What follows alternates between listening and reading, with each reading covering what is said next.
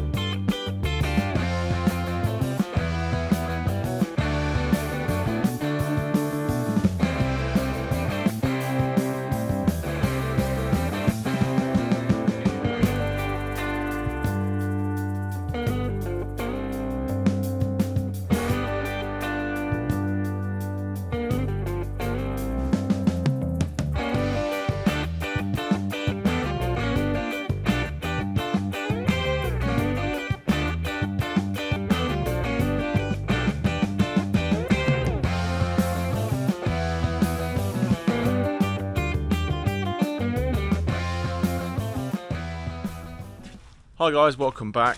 It is the 15th of October. Apologies for the lack of video content or YouTube, and this time it isn't my fault. My iPad Pro that I've had for just over a year, so it's just out of warranty, decided it would just stop working completely, wouldn't take charge, just doesn't come on, it's dead to the world. I took it into Apple and it doesn't even come up on there. They can't even run their diagnostics on it or anything like that. So it's a bit annoying because it's about 2 months out of warranty, well, 3 months out of warranty. But I have now bought a new MacBook. Well, new to me, that MacBook. And I did actually spec it up with more RAM and stuff like that. So it should be pretty quick at editing. As you can probably tell, we have had a lot of timbering recently. We got cages full. We are 5 shy off of 120, so that's good. I have made a new stack behind the car parking area, as you can see there. So all this is oversized. Some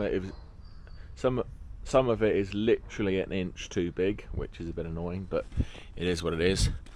All this stuff here will go through at the factory. That's been sorted. And all this here needs to be sorted, but 80% of it, 80 to 90% of it is going to go through the factory too. There's definitely some bigger bits in there I'll have to keep adding to the pile. I know that there was a comment in one of my videos, what are you going to do with all the oversized? Well, currently just hanging on to see if we're going to get a big machine on demo. If not, then I will hire a machine in, most likely.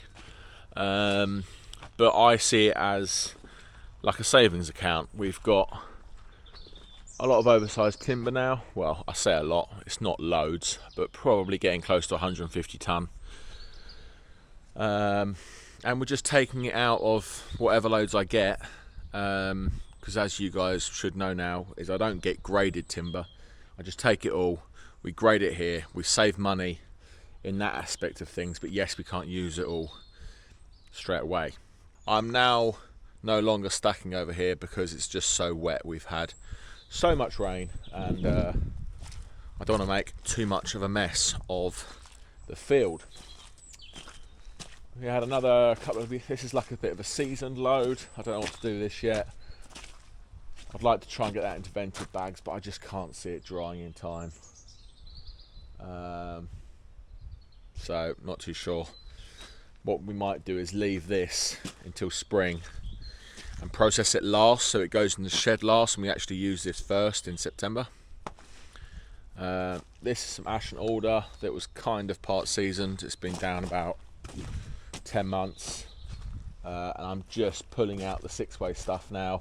I'll pull out the 4-way stuff, and then the rest of it will go through the factory as well. I'm just mixing it in. Alder is a lovely wood, but you don't want a full bag of it. You want to mix it in. It is a hardwood, but it does burn a bit quick. I've asked if there's any more of that, because I might start pulling the alder out and making it into kindling blocks for the Kinlet Pro, because it splits so nice. I forgot how nice it splits. But anyway, I'm going to stop rambling on. So apologies for the lack of videos. It's not my fault this time. I have now, if you're seeing this video, I've got my MacBook, and I also have a DJI Osmo coming, so that should be quite good. But I'm going to give you a little run through today of the Palax 750. This is my machine. You've seen this before, but we've got some nice 6-way stuff, as you can see, and I'd like to time what I can do an IBC in. So I'll show you the stopwatch when we start. We've got a fresh IBC here. As you can see, we're doing the 6-way. It's been warmed up. Colin's been on it this morning and made 10 cages, I believe, this morning. So yeah, if I can do 10 cages this afternoon, I'll be happy. 20 cages out of a machine, and we've been loading ourselves and stuff, so yeah, pretty good. There's a lot less waste out of one of these machines, that's for sure. These are just the little offcuts, and you don't really get much waste off the splits because it's splitting it so cleanly. I don't know what I'm going to do with the rest of the fishers I've had for the past kind of 2 weeks. I may make just one big video, and I will probably post it after this video, because now all you guys will know what's happened. And it's probably going to be 2 weeks worth, all a bit over the place, bit of everything. I had DPF problems on my Isuzu grafter. So yeah, keep an eye out for that video. That'll be probably quite a long video, and it'll be a bit of everything, and then we'll get back into the routine of doing day in the life kind of scenario. I'm going to try my best to announce the date every time we start a new video, because there might be a couple of days in one video, if that makes sense. So yeah. Oh, I forgot to say, that stack on the right hand side is double stacked, so there's quite a lot there, if I'm honest. We've probably got a good 100 ton to go through now. And I've just purchased and paid for 200 ton, which will be coming in the next couple of weeks, so we almost need to make space. The beach out of that load of 200 ton, I'm going to stack in the field as far as I can with the crane off the lorry, and we're going to use that next spring, put it in cages and leave the sun to do most of the work, because if you put beach in the kiln now, green, it's likely going to go mouldy. It doesn't matter how many fans you have, it will probably go mouldy. Unless you have a really purpose-built kiln, then you might get away with it. But it's just so high in sugar, and it will take quite a long time to dry. And as I say, it will go mouldy, which isn't ideal. So we're going to take the edge off it next summer with that beech. Hence why we're just processing ash and alder. A little bit of seasoned beech, a little bit of seasoned silver birch. Lots of stuff going through at the moment. Nice mix. I'm going to stop rambling on. Let's get this 750 on. I'll start the stopwatch, and yeah, let's see what we can do. I'll do a bit of a time lapse of making this cage, and then I'll do some POV with my chest mount after that.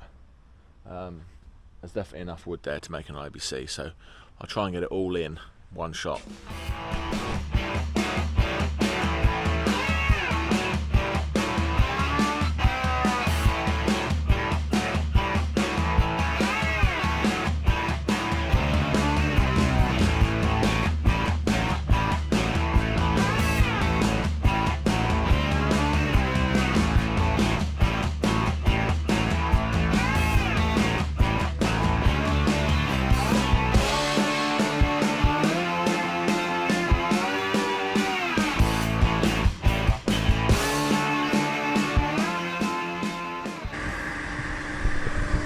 There we are, everyone. 9 minutes and 7 seconds.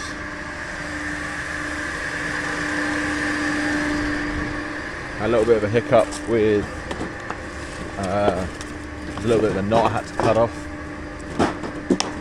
It's all part of it. It's all included in the time. Real weld time, so yeah, on decent timber.